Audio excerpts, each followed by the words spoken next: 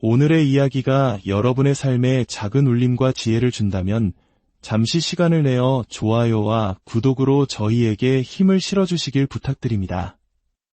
여러분의 따뜻한 관심 하나하나가 저희가 더 깊이 있고 의미 있는 이야기를 만들어가는데 가장 큰 원동력이 됩니다. 이 채널을 통해 전달되는 모든 지혜가 여러분과 여러분의 가정의 평안과 축복으로 함께하기를 기원합니다. 우리가 어렸을 적 아메리칸 드림이라는 말은 희망 그 자체였습니다. 태평양 건너 거대한 땅, 기회의 나라 미국. 그곳에 가면 땀 흘린 만큼 성공할 수 있고 자식들에게는 더 나은 미래를 물려줄 수 있다는 믿음.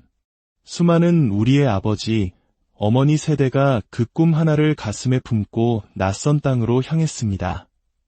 그분들은 정말 쉬지 않고 일했습니다. 동이 트기 전 일어나 밤늦게까지 때로는 여러 개의 일을 병행하며 젊음을 바쳤습니다. 그 고된 세월의 끝에는 마침내 평온한 노후가 기다리고 있을 것이라 굳게 믿었습니다. 하지만 시간이 흘러 은퇴라는 인생의 정류장에 도착했을 때 많은 분들이 마주한 현실은 꿈과는 사뭇 다른 것이었습니다. 오늘 우리는 바로 그 이야기, 미국에서 은퇴한 우리 동포들의 현실적인 삶에 대한 이야기를 나누고자 합니다. 72살의 김동철 씨는 30년 전 미국 땅을 밟았습니다.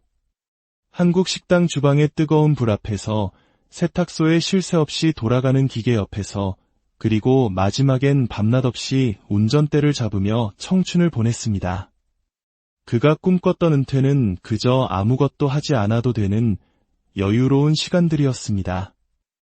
하지만 플로리다에서 시작된 그의 은퇴 생활은 매달 바닥을 보이는 예금 잔고를 확인하는 스트레스로 채워져 있습니다. 한 달 월세 $1,800, 여기에 식비와 각종 공과금, 보험료를 내고 나면 손에 쥐는 돈은 거의 없습니다. 갑자기 몸이라도 아파 병원에 갈 일이 생기면 그달의 예산은 속절없이 무너집니다. 어느 날 차 안에서 라디오를 듣던 그는 미국에서 은퇴 후 살아가려면 최소 연간 $40,000는 필요하다는 말을 듣고 쓴웃음을 지었습니다. 자신은 그 절반도 안 되는 돈으로 하루하루를 버티고 있었기 때문입니다. 그는 나지막이 묻습니다. 정말 열심히 살아서 여기까지 왔는데 왜 삶은 여전히 이렇게 팍팍한 걸까요? 난 정말 잘 살 줄 알았는데 말입니다. 캘리포니아에 사는 64살 이정희 씨의 사정도 크게 다르지 않습니다. 남편이 받는 소셜연금 $2,200와 본인이 받는 $1,000를 합쳐 부부의 한 달 수입은 $3,200. 처음엔 이 정도면 괜찮을 거라 생각했습니다. 하지만 현실은 냉혹했습니다. 매달 고정적으로 나가는 지출만 $2,700에 달합니다. 더 이상 감당이 안 돼 살던 집을 팔고 작은 아파트로 이사했지만 만만치 않은 관리비와 렌트비는 여전히 부부의 어깨를 짓누릅니다. 자동차 보험료, 병원 약값, 각종 세금을 더하면 매달 적자를 면하기 어렵습니다. 남편이 70세까지 은퇴를 미뤄서 연금을 더 많이 받자고 했어요. 그땐 그게 정말 좋은 전략이라고 생각했죠. 하지만 지금 와서 보니, 글쎄요. 우린 마치 매일 계산기만 두드리며 사는 것 같아요. 그녀의 목소리에는 깊은 회한이 묻어납니다. 뉴저지에 홀로 사는 69살 배선호 씨의 이야기는 더욱 쓸쓸합니다. 아내와 이혼한 후 그는 오직 소셜연금 $1,700의 의지에 살고 있습니다. 한때는 작은 사업체를 운영하며 직원도 몇 명 두었던 그였지만 정작 자신의 노후 준비는 하지 못했습니다. 지금은 정부에서 지원하는 저소득층 노인 임대 아파트에 살고 있습니다. 렌트비는 저렴하지만 마음 편히 쉴 수 있는 공간은 아닙니다. 밤마다 울리는 경찰차 사이렌 소리, 예고 없이 문을 두드리는 낯선 이웃들, 불안함은 그의 일상이 되었습니다. 미국에 와서 이만큼 자리 잡는데 인생의 절반이 걸렸습니다. 그런데 이제 와서는 그저 버티는 일만 남은 것 같아 허무하네요. 그는 요즘 진지하게 고민합니다.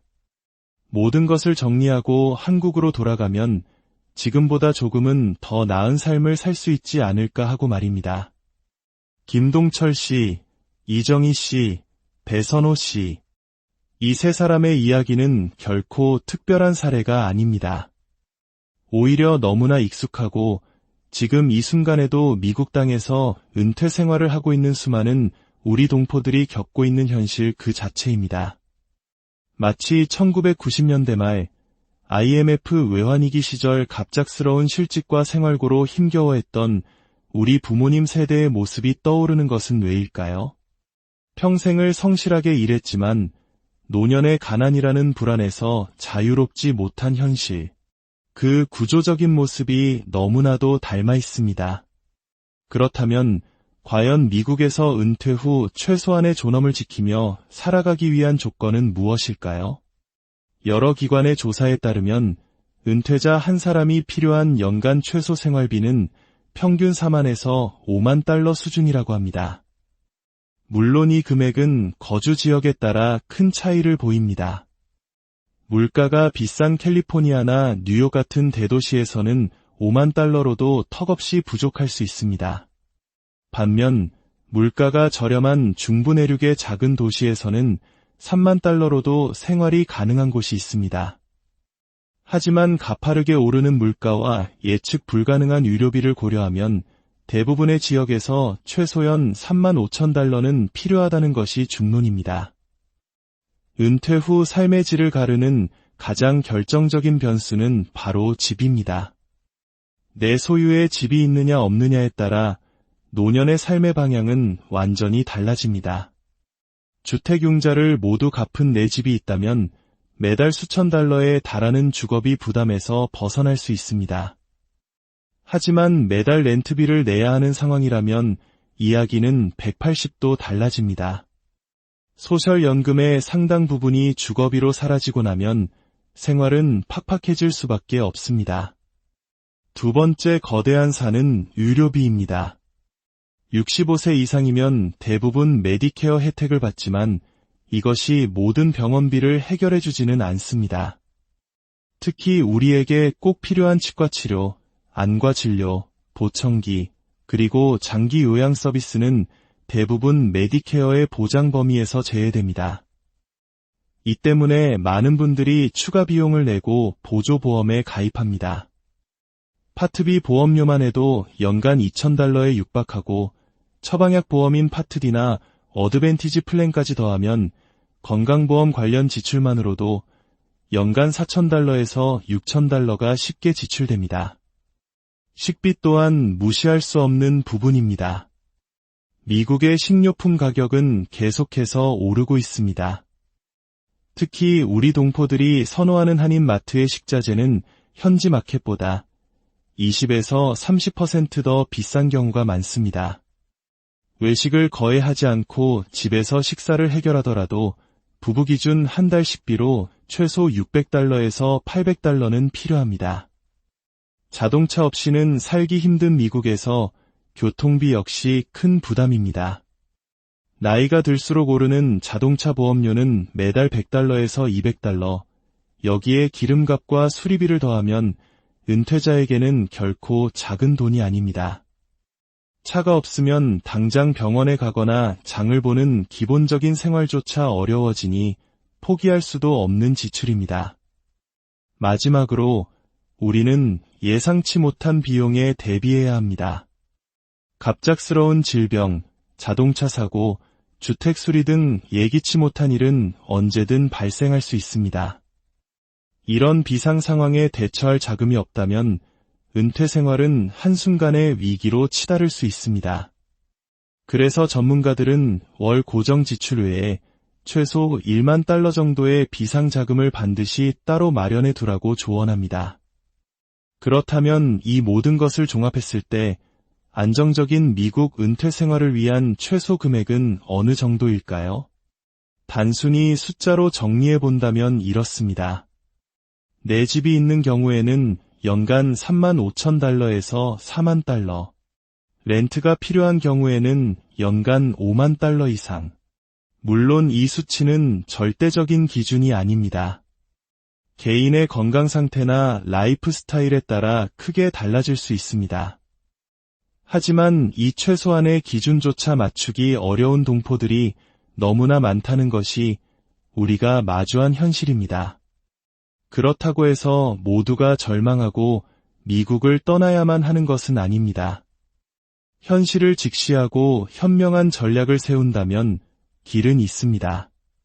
첫째, 주거 전략입니다. 가장 먼저 주거 문제를 해결해야 합니다. 집이 있다면 현금 흐름이 부족한 하우스 푸어가 되지 않도록 경계해야 합니다. 재산세, 보험료, 유지비는 계속해서 발생합니다. 이때 다운사이징이 좋은 대안이 될 수 있습니다. 큰 집을 팔고 작은 집이나 콘도로 옮기면 목돈을 손에 줄 수 있고 관리비 부담도 줄어듭니다.